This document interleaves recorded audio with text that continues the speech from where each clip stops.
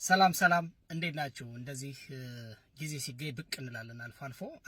ዛሬ ስለ እግር ኳስም ስናወራ ነበር። እንደዚህ ጊዜ ሲገኝ ስለ እንግሊዝ ፕሪሚየር ሊግም ወደፊት የኢትዮጵያ ፕሪሚየር ሊግም ሲጀምር እንደዚሁ ስፖርታዊ የሆኑ ጉዳዮችን በሙሉ ጊዜ ባገኘው አጋጣሚ ሁሉ የተወሰነ ነገር አወራለሁ።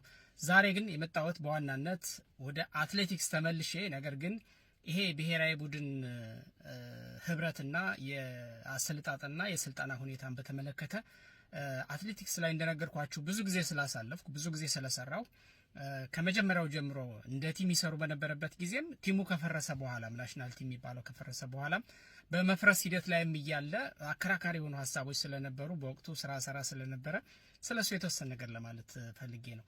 ይሄንን እንድናገር በዚህ ጉዳይ ላይ የተወሰነ ሀሳብ እንድሰነዝር ያነሳሳይ ነገር ምንድነው? ከአሁን በቅርቡ ከተደረገው የቶኪዮ ዓለም ሻምፒዮና መልስ የጊዜው አሁን የወቅቱ የኢትዮጵያ አትሌቲክስ ፌዴሬሽን ፕሬዝዳንት አትሌት ስለሺ ስህን ነው። እንደሚታወቀው ስለሺ ስህን ከዛ በኋላ በጋዜጣዊ መግለጫ ከውድድር መልስ ሁልጊዜም ቢሆን ናሽናል ፌዴሬሽኑ መግለጫ ይሰጣል። ውጤቱ የተገኘውን ውጤት አጠቃላይ በውድድሩ ላይ የነበረውን ነገር ምን ይመስላል የሚለውን ነገር ጠቅላላ ያለ ጉዳይ ይሰጣሉ እና መግለጫው ላይ በዚሁ አጋጣሚ እንደተመለከትኩት የጽህፈት ቤት ኃላፊው ዮሐንስና ስለሺ ስህን ፕሬዝዳንቱ ናቸው በዋናነት እዛ መድረኩ ላይ ተሰይመው በአብዛኛው ጥያቄዎችን ለመመለስ ሲሞክሩ የነበረው። ግን ከስራ አስፈጻሚም ደግሞ የአንበሳውን ድርሻ የሚወስዱ ቲም ሊደር የነበሩ ሰዎች የቴክኒክ ጉዳይ የሚመለከታቸው በእርግጥ ከቴክኒክ ክፍል ሳሚን አይቼዋለሁኝ። እንደዚህ ብቻ ሌሎች መኖር የነበረባቸው ሰዎች መኖር ነበረባቸው ብዬ አስባለሁኝ እና ውስጥ ላይ የሆነ የሀሳብ ልዩነት መከፋፈል ያለ ይመስለኛል እና እሱ በጣም ያሰጋኛል። እንደዚህ አይነት መከፋፈሎች ካሉ አሁንም ትግሉን በጣም ከባድ ያደርገዋል። ችግሩን ለመቅረፍ አሁንም ራሱን የቻለ ሌላ ግብ ውስጥ እንዳይሆኑ ፈራለሁ።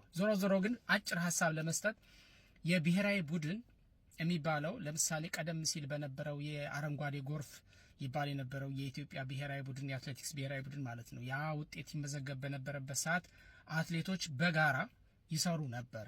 ምንድነው የሚደረገው? ከውድድሩ ከመድረሱ በፊት የዓለም ሻምፒዮናም ይሁን ኦሎምፒክም ይሁን ያው ኢትዮጵያ በኦሎምፒክ መድረክም ቢሆን ከሩጫ ውጭ የምትሳተፍበት ብዙም አይደለም።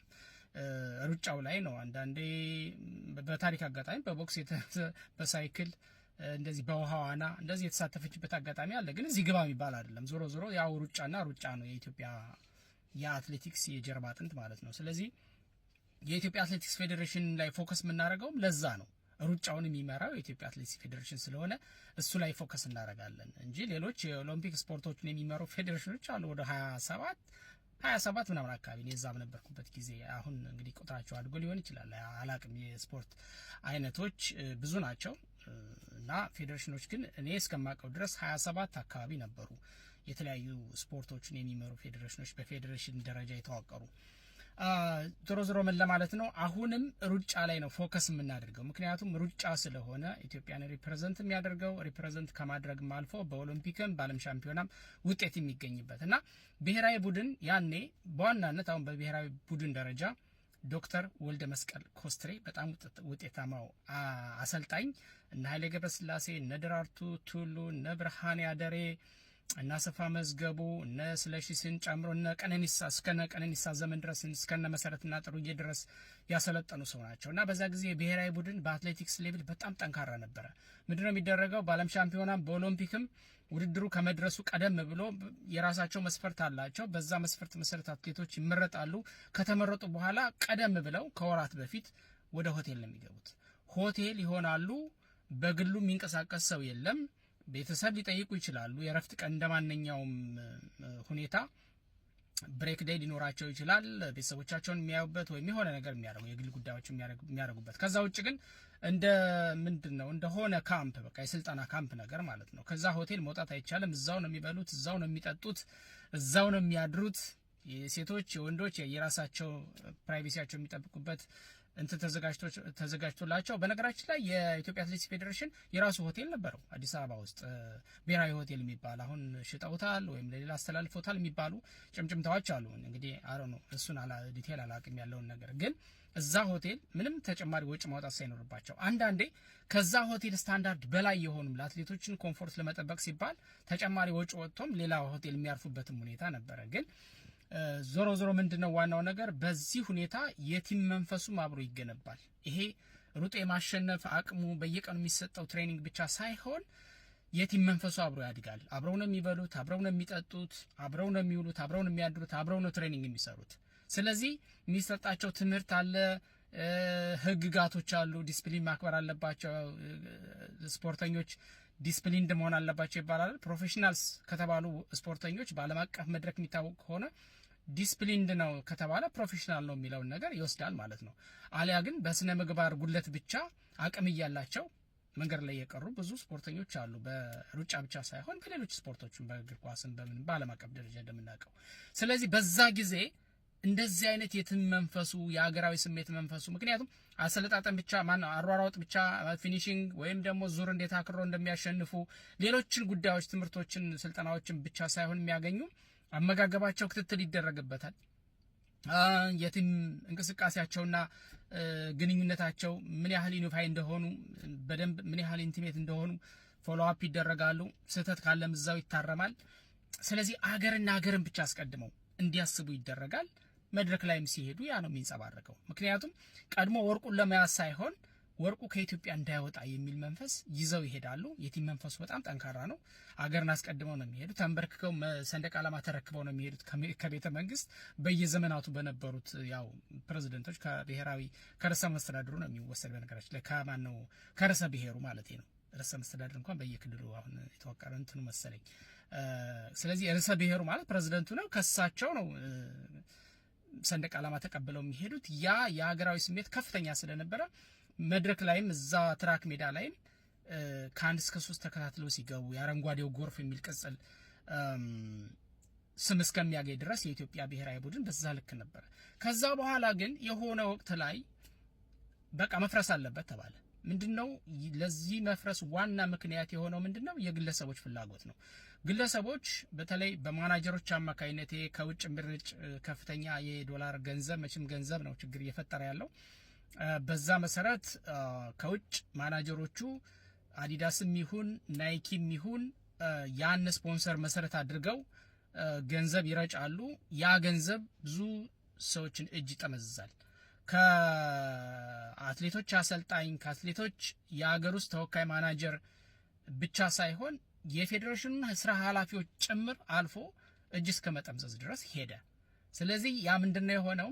እያንዳንዱ ማናጀር የሀገር ውስጥ ተወካይ ማለቴ ነው ከየአትሌቱ አሰልጣኝ ጋር በመሆን በየግላችን መስራት አለብን፣ አትሌቶች እናበቃለን፣ ሁሉም በየግሉ መስራት አለበት። ለምሳሌ ክልሎችንም አሁን ይሄ ያለ የተበላሸ ፖለቲካ የፌዴራሊዝም አወቃቀር ክልሎችም ማንዴት ሊኖራቸው ይገባል እዛው ባሉበት አሰልጥነው።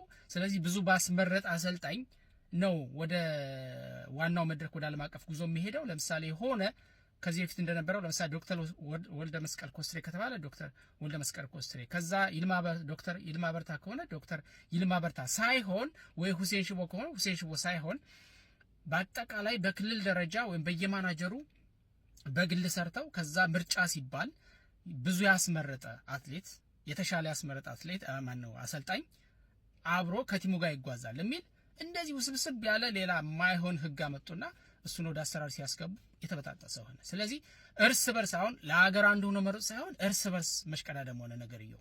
አገር ውስጥም ሲሰሩ ማን ምን ሰራ፣ ከኔ የተሻለ ሰርቷል፣ እሱ ሊመረጥ ነው፣ እኔ ልቀር ነው ምናምን፣ አሰልጣኙም አትሌቱም ሌላውም ማናጀሩም እንደዛው። ማናጀራችን ላይ ማናጀሩ ራሱ በዓለም ሻምፒዮናና በኦሎምፒክ በመሳተፍ በመቻል ብቻ የሚገኝ የኮንትራት እድገት አለ፣ የሚሰጥ ኢንሴንቲቭ አለ። ከዛ ቀጥሎ ሜዳሊያ ውስጥ ከገባ ደግሞ የሚሰጥ ሌላ ኢንሴንቲቭ አለ፣ ሌላ የኮንትራት ማራዘም አለ። እንደ ሜዳሊያው ክብደት ደግሞ ለምሳሌ የወርቅ፣ የብር፣ የነሐስ እንደ ደረጃው በዛው ልክ አለ። ስለዚህ እሽቅድምድም ነው ነገርየው፣ ገንዘብ ሆነ ማለት ነው።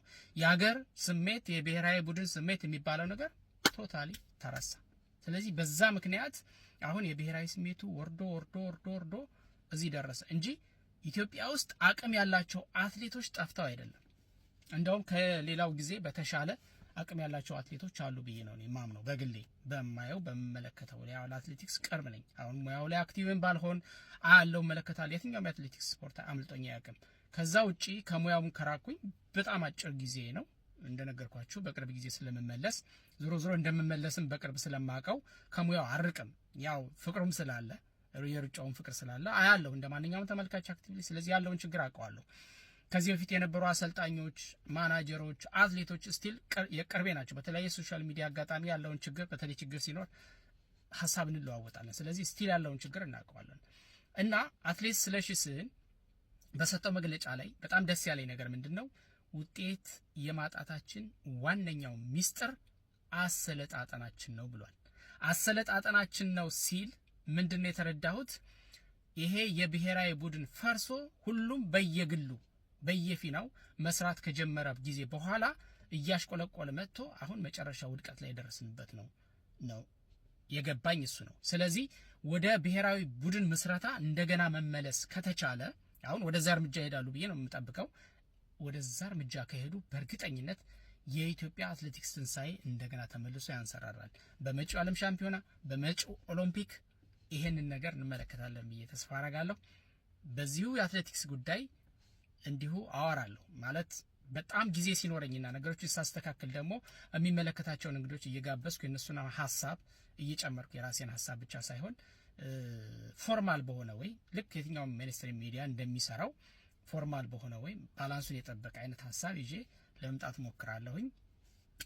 አመሰግናለሁኝ። ይመቻችሁ። ድል ለአትሌቶቻችን።